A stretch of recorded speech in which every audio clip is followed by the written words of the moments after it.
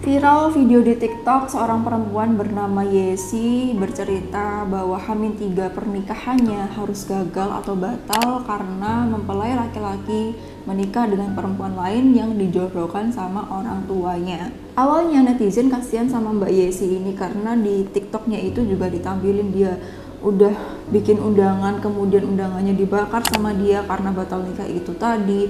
Kemudian ditampilkan juga persiapan prewednya, kemudian ada apa itu namanya, fitting baju dan sebagainya, persiapan udah ada dan lain-lain. Tapi batal gara-gara seperti yang dia ceritakan, mempelai laki-laki dijodohkan sama perempuan lain. Awalnya kasihan netizen sama Mbak Yesi ini, tapi ternyata berawal dari viralnya video ini, keluarlah mempelai pria untuk mengkonfirmasi atau klarifikasi sebenarnya bukan begitu kejadiannya. Lalu bagaimana kejadiannya yang akhirnya bikin netizen itu kaget dan kecewa sama Mbak Yesi ini. Jadi gimana kronologinya dan apa yang sebenarnya terjadi, lalu pelajaran apa yang bisa kita ambil dari kejadian ini. Tonton videonya sampai akhir bersama aku, Devi Puspita. Jadi ceritanya teman-teman berawal dari video yang viral FYP di TikTok, kemudian akhirnya masuk ke Twitter jadi makin ramai juga. Mbak Yesi ini mengaku bahwa dia batal nikah pada H-3 pernikahannya gara-gara mempelai pria dinikahkan bersama dengan perempuan lain dari perjodohan orang tua mempelai pria. Akhirnya menimbulkan reaksi kasihan sama Mbak Yesi. Aduh kasihan banget ya, H-3 mau menikah malah laki-lakinya seperti itu. Yang sabar ya Mbak ya, semoga mendapatkan jodoh yang terbaik dan lain sebagainya. Awalnya seperti itu, tapi karena video ini viral, akhirnya mempelai laki-laki muncul teman-teman untuk klarifikasi tentang apa yang sebenarnya terjadi. Nah ternyata sebenarnya yang terjadi bukan seperti yang Mbak Yesi paparkan atau viralkan di sosial media yang diketahui netizen pada awalnya. Ternyata yang terjadi, mempelai pria langsung screenshot tuh percakapan dia sama Mbak Yesi ini, bahwa awalnya pernikahan ini sudah dipersiapkan, H-3 udah dipersiapkan, udah masak, udah dekor udah ada dan sebagainya. Pokoknya ya kamu bisa bayangin aja H-3 pernikahan udah se-prepare apa itu kondisinya, udah siap semua. Tapi di H-3 itu tiba-tiba Mbak Yesi ini meminta mahar berupa sertifikat rumah teman-teman. Secara mendadak dia meminta mahar sertifikat rumah. Nah di sini mempelai prianya kaget teman-teman. Kenapa kok H-3 baru bilang? Padahal persiapan kan udah dilakukan jauh-jauh hari. Terlebih fakta lagi bahwa mereka itu pacaran selama 1 tahun. Persiapan mereka mau menikah, memutuskan untuk menikah itu 5 bulan sebelum pernikahan itu berlangsung teman-teman.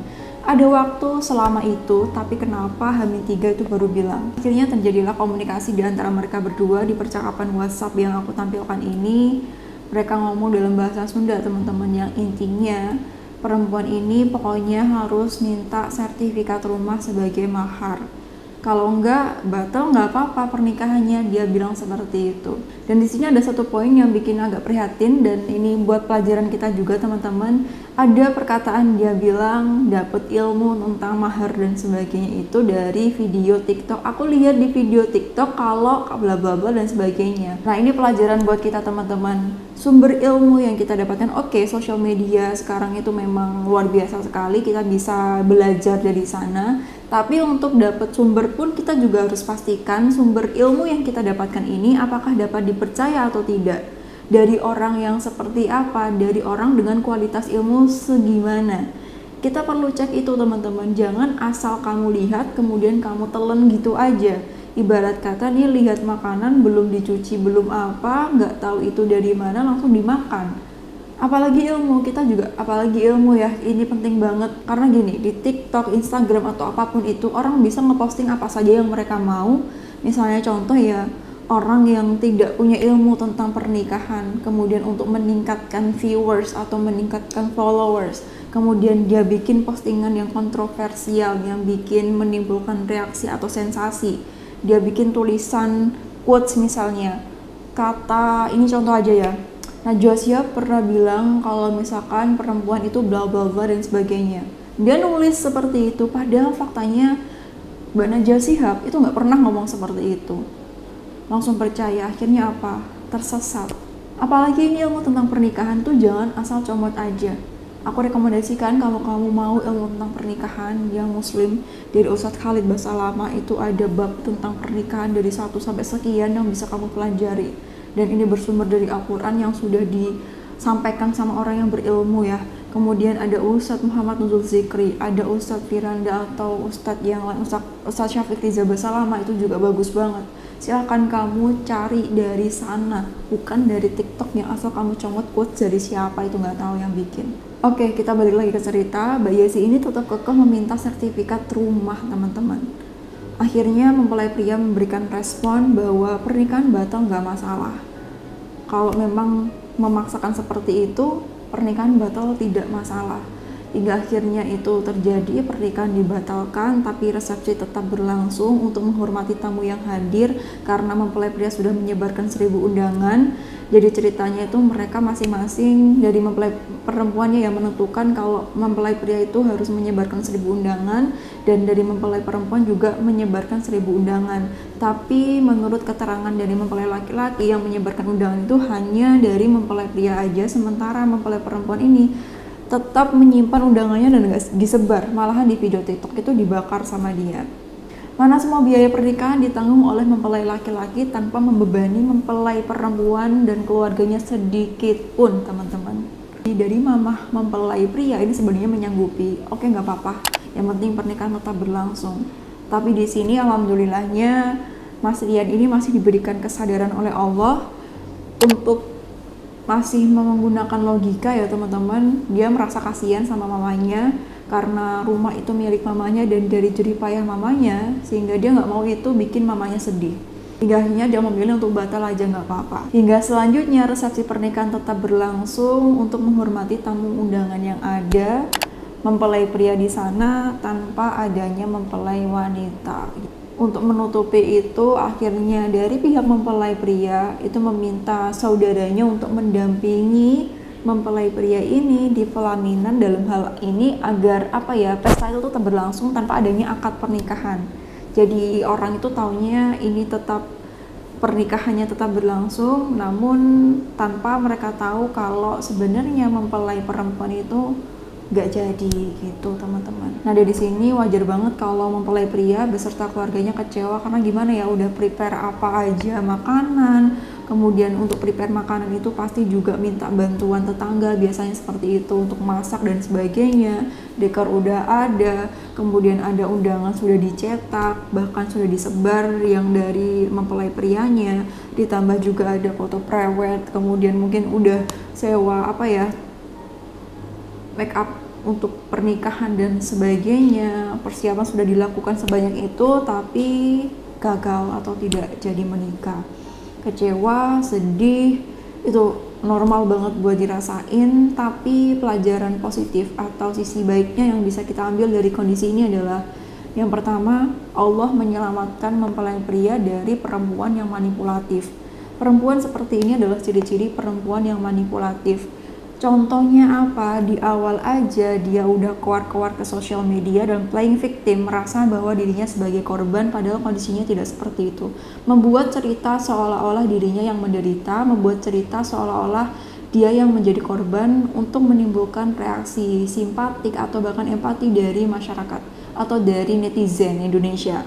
Dia biar dikasihani atau biar mendapatkan support atau apapun itu sesuai dengan apa yang dia bayangkan, aku nggak tahu. Dia hanya bikin cerita sendiri dan seolah-olah dia yang menjadi korban, padahal dia yang menyakiti. Itu perempuannya udah manipulatif. Kemudian yang kedua, ciri manipulatifnya apalagi, H-3 dia baru minta sertifikat.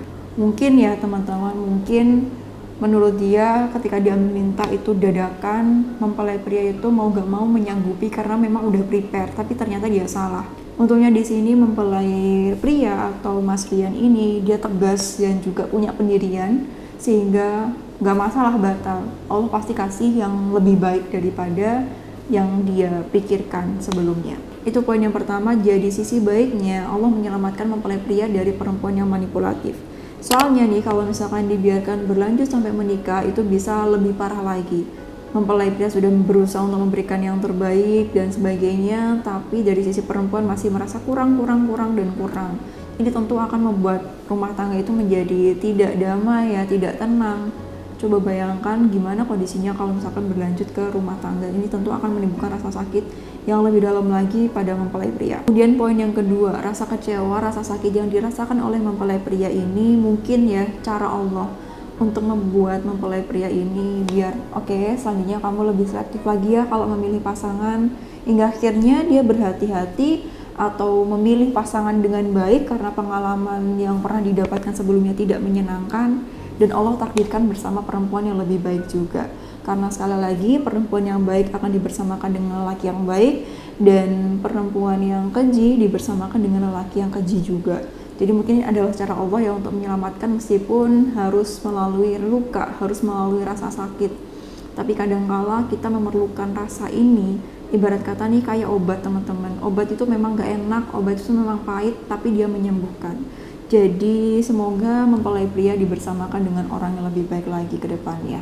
Kemudian yang ketiga, untuk mempelai perempuan, semoga ini bisa menjadi pelajaran yang berharga buat mempelai wanitanya, bahwa seharusnya dia lebih bersyukur ya, karena apa, jika Allah hadirkan seorang laki-laki yang baik, kemudian udah mau prepare segala biaya dan sebagainya, kemudian bersungguh-sungguh untuk menikahimu, ditambah dengan keluarga yang baik juga seperti yang diceritakan. Karena dari mempelai laki-laki tadi, nggak apa-apa sertifikatnya pakai aja, yang penting nikah.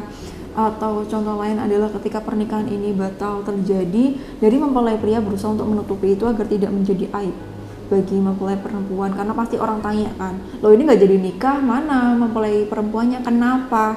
Nah kalau tanya kenapa, ini jelasin yang sebenarnya terjadi, ini bisa menjadi keburukan bagi mempelai perempuan sendiri. Tapi apa yang terjadi, dia malah membongkar aibnya sendiri dengan playing victim. Jadi itu ketiganya bersyukur.